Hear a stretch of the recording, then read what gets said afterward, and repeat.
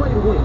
The Kamloops Broncos were playing to win a football game for the first time in more than 4 years.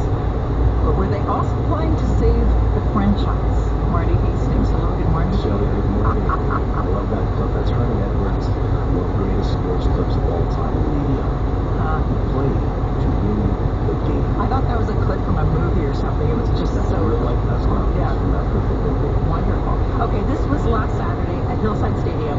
Why was so much on the line that night? Well, because you play to win a game. You don't play to lose 27 games in a row. You just can't do that. But that's exactly what the Kamloops Broncos did. And they're on the verge of going 3 seasons without winning one football game. And this was the last game of the season. They were 0-7. And it was against another bottom feeder, the West Shore Rebels. Okay, so they really had to play to win the game. But their football lives depended on it, because they kind of did. And that's what they did. And they won 18-7. And this is how much it meant to the team. We put everything we had on that field. We worked together. We made, I think, one of the best games we've ever played. We're so happy. We broke that losing streak. You had to win this game. We had to. We're at home.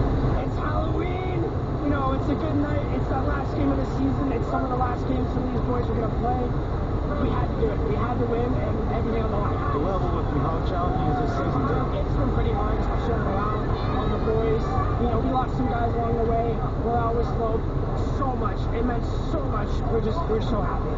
That was running back Cam Bajorsa. That cut about 4 F-bombs out of that clip, just so you know. That's how happy he was. I'm not surprised. Yeah, the Halloween party probably fun too. Anyway, the pandemic's done a number on team finances. No season last year. They only had 3 home games this season. Took a tail sparse, save their sponsorship dollars, and then you tack on that 27-game losing streak. Who wants to play for that football team? Here's quarterback Aiden Cummins. To be honest, I think the future of the team is on the line tonight.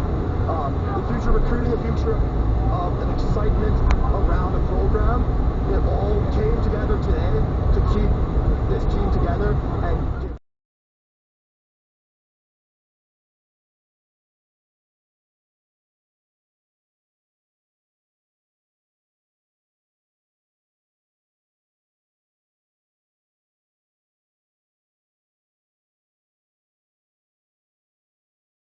give that really take into account the long-term and short-term, but long-term impact. Can you give me an example of digital data gathering and how an ecological lens would inform our thinking about that? Yeah, so I would say if we look at sound data, Siri or Alexa or whatever other one, that sound data, our voices, are being used to make models, are being used. But of course, this minister had proven herself a high performer in the previous government. In a difficult portfolio, public services and procurement, that usually is a pretty sleepy portfolio, but of course we're here on the minister had to turn on a dime and basically go around the world trying to sign contracts for vaccines and distribute some language reminding people that if you're convicted of practicing conversion therapy, that you can lose your charitable status in Canada, because a lot of these conversion therapy practices unfortunately still occur in some religious or cultural communities, and in some cases they're supported by church practices that continue to perform things like exorcisms on people to quote unquote drive out these so-called gay demons that are possessing them. So, and this bill is expected to pass. Can you talk to us about any opposition that you might expect to see going forward? Well, the last bill that went through the House of they kind of took the focus and said, okay, what kind of equipment can we use? We have players at risk. We don't have soccer players. We don't have a year-round soccer program in our community.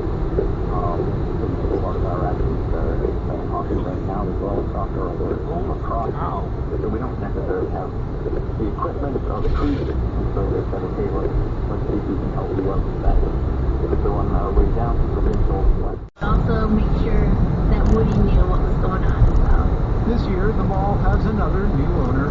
Woody's back, all shiny and new. Too, for inspiring you to write great pyramids. In the middle of the poem you write, I would not recommend listening. Who I totally looked up to and completely respected. And one by one, I saw them all come into the room, be silent, and then die. And because never have found this band to another, this band will to another if it wasn't for Bernson playlists. This is another night to another second bonus track on this week's episode of Earshot. And other things to do with the natural world, and how perhaps that will be a way that we can deal with some of the biggest challenges we're being faced with, for instance, climate change.